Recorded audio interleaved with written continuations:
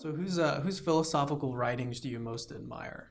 And we can look at it like who's Christian, maybe another Christian, and then maybe another non-Christian. Do you mean modern philosophers? Uh, let's say any time period.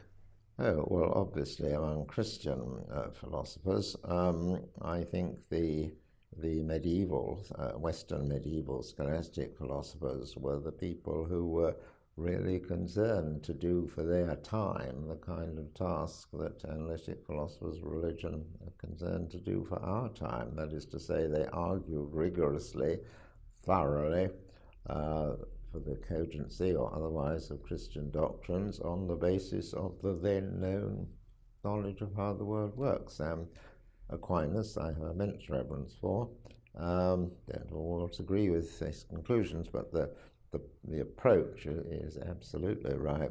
And Duns Scotus, who I think was an even better philosopher and was more nearly right, but doesn't get the attention that Aquinas does in the tradition. But those from the past, certainly. But all the great philosophers of the past had great and good and important things to say, which one must take account of. But I think those are the ones that whose results I appreciate most.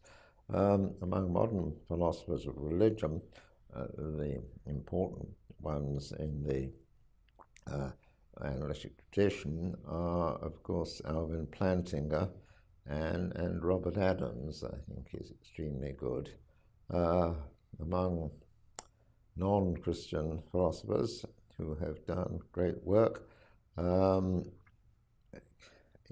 modern times, Saul Kripke, and though he doesn't do much these days, his work in the 70s was very powerful and important. And more recently, David Chalmers' work on the mind-body and on the very general questions of alternate metaphysical systems and how you would compare them, I think very highly of.